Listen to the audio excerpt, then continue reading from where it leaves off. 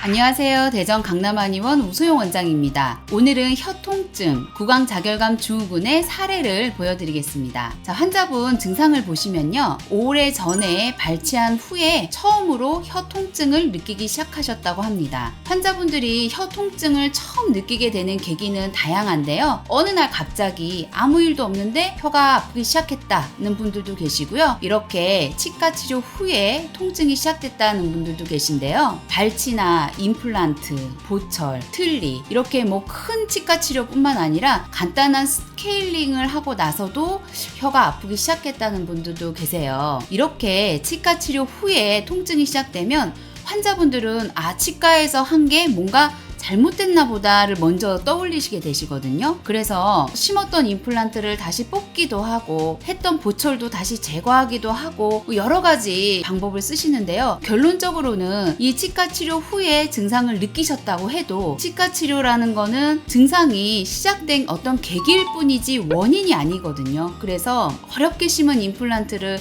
다시 빼내고 나도 결국 똑같이 아픈 경우가 많습니다. 그러니까 이 치과 치료 후에 혀의 통증이 시작됐다고 해서 이 치과 치료가 뭔가 잘못되었구나 라고 판단하시는 것은 아닐 가능성이 크시니까요. 이 부분에 대해서 주치 치과의사 선생님하고 좀 상담을 깊이 해보시기 바랍니다. 이 환자분도 비록 오래전에 발치 후에 증상이 시작되긴 하셨지만 그동안은 그러다 말다 하면서 괜찮으셨대요. 그런데 점점 나이가 들고 몸이 약해지면서 증상이 지속적으로 심하게 나타나게 되셨는데요. 혀와 볼, 입술, 잇몸도 아프시다고 하셨고 입 천장까지 아프시다고 하셨어요. 그런데 그 통증의 양상이 처음에는 땡감을 먹은 듯이 떨기도 하고 보통 이런 단계가 통증의 시작이에요. 화끈거리고 아리고 따갑고 쑤시고 아프기 이전에 뭔가 감각이 둔해지는 듯한 그런 느낌이 먼저 오시거든요. 그럴 때 많이 말씀하시는 증상이 땡감을 먹은 듯이 입이 떨고 또 모래를 씹은 것 같이 텁텁하고 백태가 두꺼워서 텁텁하고 뭔가 혀에서 미끌미끌 이렇게 벗겨지는 것 같은 증상 많이 말씀하시고요. 결국에는 혀가 화끈거리고 아프고 쓰라리고 하는 구강자결감 증후군으로 제대로 발전하는 경우가 많습니다. 이 환자분이 이렇게 혀가 아프기 시작하시니까 구강내과도 가시고 이비인후과도 가시고 하시면서 갑상선 암을 발견하게 되셨어요. 그래서 갑상선 암은 잘 발견해서 수술을 하셨고 그 이후에 신지로이드를 복용하고 계신데 결국 혀는 변화가 없고 똑같더라라는 말씀을 하셨고요. 실제로 이 갑상선이 있으신 분들이 혀 통증이 있으신 분들이 굉장히 많거든요. 거의 저희가 체감하기로는 30% 정도는 되지 않을까. 10분이시라면 그 중에서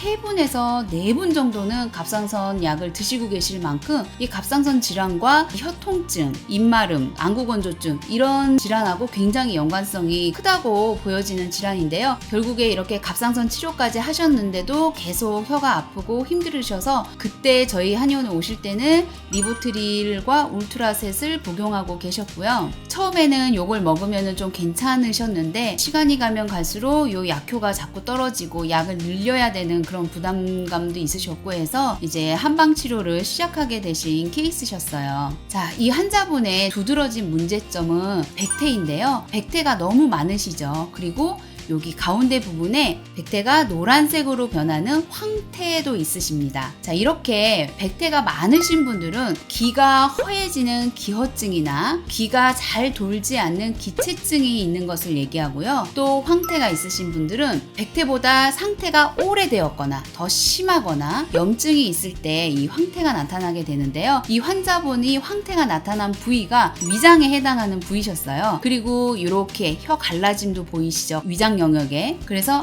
이 환자분은 위장이 좋지 않구나 라는 것을 알 수가 있었고요. 혀를 3부분으로 나눴을 때 이렇게 앞부분에 해당하는 이 부위가 심장 영역입니다. 이 부위가 손으로 찰흙을 꾹 누른 듯이 움푹 들어가 있으세요. 이런 모습이 있는 분들이 심장이 약한 경우가 많으시고요. 가슴 답답함이나 심장 두근거림, 불안증이나 밤에 잠을 잘 못 주무시는 증상 이런 증상이 있을 수가 있고요. 자, 마지막으로 굉장히 중요한 부분이 나오는데요. 혀 가장자리를 한자로 설변부라고 하는데요. 이 설변부가 굉장히 붉고 빨갛다는 특징이 있습니다. 이 간에 해당하는 부위가 빨갛게 부어 있다는 것은 간에 열이 있다, 간에 화가 쌓였다라는 그런 표시가 됩니다. 그러면 간에 열이 쌓이는 이유, 간에 화가 들어차는 이유를 생각해보면 뭐 음주일 수도 있고 피로일 수도 있지만 스트레스일 가능성이 굉장히 높거든요. 요새 현대인들에게는. 그러면 치료를 할 때 이 스트레스와 관련된 부분, 감기가 꽉 뭉쳐서 순환되지 못하고 열이 쌓이는 이 증상을 해결해주지 않으면 혀 통증이 줄어들지가 않습니다. 오늘은 혀 통증, 구강자결감 증후군 환자분 사례를 보여드렸는데요. 같은 증상, 같은 병명이라 할지라도 환자분의 체질과 또 어떤 오장육부의 기능이 저하되어 있는가에 따라서 혀에 나타나는 모습도 굉장히 다양할 수 있고